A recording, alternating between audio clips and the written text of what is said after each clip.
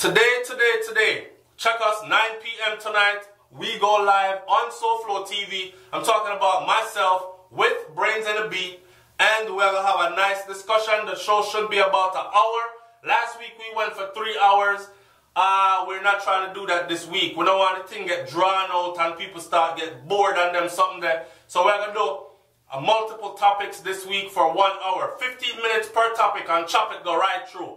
Leave your comment in the comment section what topic you think we should be talking about tonight, and tune in right here. The WhatsApp number to call if you want to call in is 1-321-576-2232. That's 321-576-2232. Today we're going to talk about arming Jamaican citizens. Arming our citizens with guns to be able to protect themselves from criminals with guns. Welcome to SoFlo TV again, everybody. It's your host with the most. Somebody's going to say, why is SoFlo even talking about arming the citizens with guns? If you've been in tune to SoFlo TV for any period of time now, you will know that I'm a big gun advocate, right? I'm a big gun advocate. I'm not a gunman. That means I don't go around with an illegal firearm looking for trouble or pouncing on people that are unarmed. I carry a gun to protect myself and my family, my interest, right? I'm not a criminal. I work for everything I need and want, and I believe others should too. But I also believe that people have the right to protect themselves, to defend your life and protect your family members or those close to you. Family, friend, sometimes friend better than family member, but you know what I'm saying. And I believe that in a society where guns are prevalent, definitely there should be certain things set in place to allow the legal, law-abiding, tax-paying citizen to arm themselves properly and protect themselves. Now, why am I talking about this? Is because this story just came across, right? And the headline for the story says, a man was shot dead while chopping a girl in Papine. So we're talking about news out of Jamaica again. A man was shot dead while chopping up a girl in Papine. Sidetrack a little bit.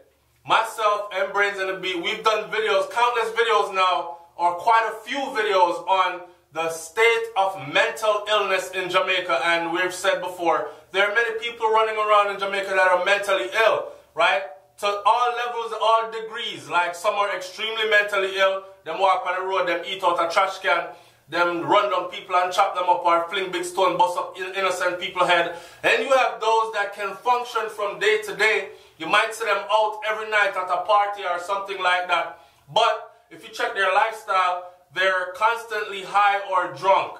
And it's because they're suppressing that mental illness. And when the high and the drunk gone, the lifestyle mash up. Everything around them is destructive or destroyed or destroyful. Now, apart from that, man shot dead while chopping girl in Papine. We don't come to talk about mental illness today. Today we come to talk about guns, right? Let me read the story for you first, and then I'm going to tell you exactly why I use this story as an example to segue into exactly what it is that I have to say. Check it. So the story goes. A man who attacked a female with a machete was shot and killed by a licensed firearm holder in Papine, Kingston, late Friday. So late Friday night, today I'm doing this video, is Saturday. Fresh news. Watch this. Some of y'all that don't understand when we say machete, Jamaica I come from, or we say machete. But I'm sure you were intelligent enough to understand that a machete is a machete. A long, sharp blade used for chop grass, chop wood, chop, used for chop up things. Chop meat, chop whatever, right? It's a handy, long, sharp blade. Here he was, chopping up a female in broad daylight. Reports reaching the news are that about 8 p.m., this woman was standing in the Papine Square. So she wasn't standing in no protected, dark enclosed area. She was standing in a town square when this man approached her with a machete and chopped her several times out of nowhere.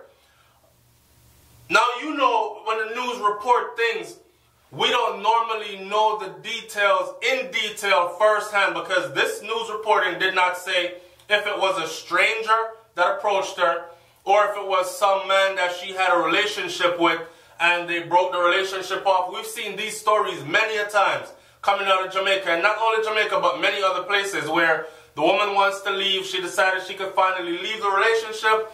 Man meet her somewhere, shoot her up, stab her up, chop her up, something. So they're not saying if this is a mentally ill individual or if this was some relationship gone awry. But today we're talking about guns. Now, reports are that this is after he chopped the woman several times. A licensed firearm holder saw what was happening.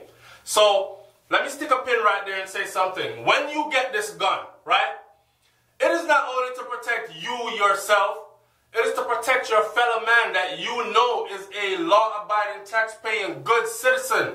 So if I see someone harming my neighbor, like in this instance, me and my neighbor talk every day, right? Hey, Mr. Jones, good morning. Everything all right? Yeah, man, everything good. Me tired, you know, me just come in, me I go inside, go rest and wait till wife come home and them thing that. And then all of a sudden one day you see a man over there with a long blade chopping Mr. Jones from here to there, just wailing chop on him. Don't you think having a firearm would help you to save his life? And don't you think that would be something honorable and something good? But you not having a firearm, I'm sure as hell you're not going to run over there to a man with a machete, with a knife or another machete, and engage in a sword fight to save another man's life. You would probably, the most you can do is call help.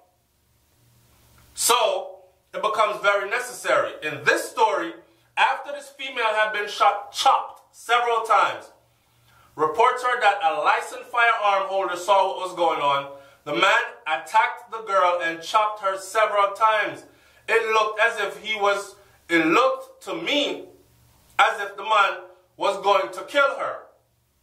If he was about to kill her when a man with a gun walked up and shot him, one alleged eyewitness said, right? So the alleged eyewitness said that, look, it looked like the man did not kill the girl.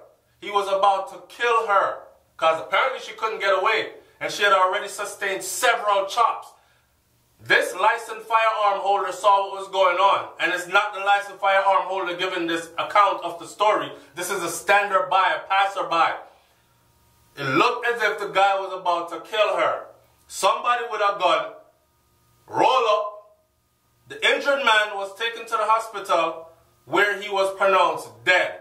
So kudos to that. The man shoot him. In the heat of shooting him, he didn't say, let me shoot him in the leg to disarm him, or let me try to stay here and take aim like I'm a sniper and shoot the machete out of his hand. He was thinking about saving the girl's life, who had been chopped many times already over before he got to intervene, right?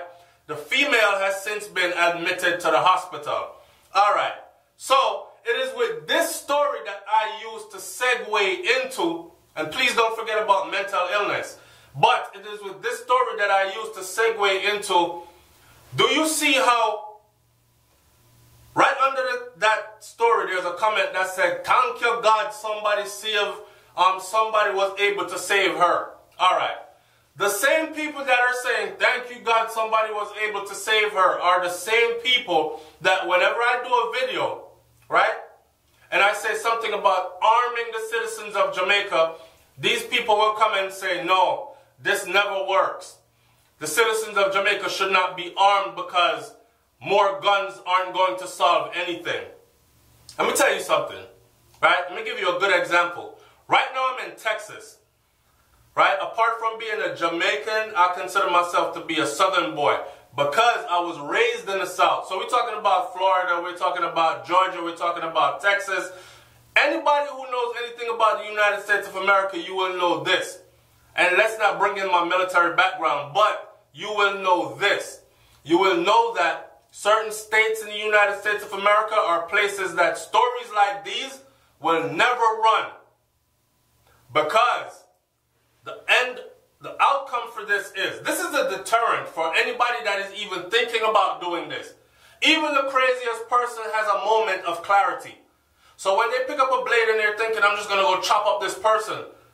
You do that in Florida or you do that in Texas, right when you pick that blade up and them crazy ass thoughts start going through your mind, the first thing you're going to think is, well, I know that 90% of these people carry guns, so someone is probably going to shoot me.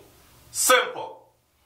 In Jamaica, when a criminal pick up a gun and they go into certain neighborhoods, they know for a fact that, first of all, if they're a criminal and them are roam through certain neighborhoods, they already know who have gun and who don't have gun.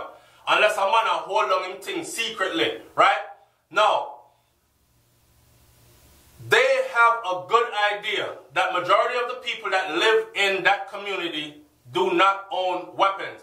If there are 20 houses on one street, right, or in one district, it's probably a good bet that 19 of those houses do not have a firearm in it. Free reign for a doggone criminal. Remember, a gun will come for talk about, but I'm using this. This story was a perfect example of how a gun was used to save someone's life. And you need to take that into consideration.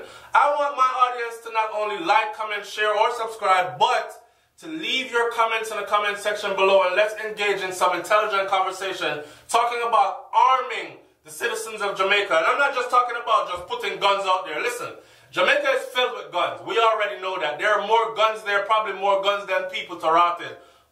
And no one is willing to accept that or to dive into the truth of the matter, the meat of the matter. How are all these guns coming into the country when the country does not have a gun factory? So how so much gun they here?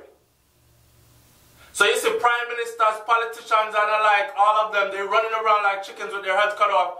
Oh, we found 10 guns over here. We found 20 guns in Clarendon. Man shot up over there. Man get 10 shot over here. 3 more people died from gunshot wounds last night, but no one's addressing the real problem. How are these guns coming in?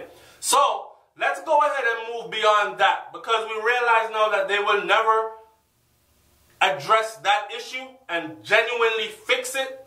So let's move beyond that. Since enough guns they here then, make the legal citizen them get some of them gun then, right? Or allow them the right to protect themselves. If you're a legal, tax-paying, law-abiding citizen with God in your heart and mind, you don't have no intention to go out there looking for trouble. We have gone around, kill innocent people and rob them and them something there. You're going to use your gun to do what we, majority of the people here in the USA, use our guns to do, which is to protect ourselves, right? So, why should the people not have guns and the right when criminals have guns in abundance? You know your man talk about, oh, me want me like all 5 gun. So how the hell him want to like 5 gun? And you're going to some district and you have 12, 15, 20 houses and not one of them have 1 gun. You are putting the people at the mercy of gunmen. And it's only a matter of time before they're subjected, right, to the gunman's wrath. Whereas they could be protecting themselves. And that's why the people them not really trust police and them thing there. Because police have gun, bad men have gun, rich people have gun, and majority of the normal citizens are unarmed. Them have to go flintstone, take up machete, or own an illegal firearm in order to protect themselves. And as soon as them bust it, they're in trouble. Because how did you come to have that firearm in your possession? You see what I'm saying? It's SoFlo TV, man. I'm not going to beat this one out no further, but I really like to hear what people have to say about arming the citizens of Jamaica to protect themselves against criminals who have guns. Arming the citizens with guns and providing proper training for the citizens to be able to handle those guns properly. I'm out. Peace.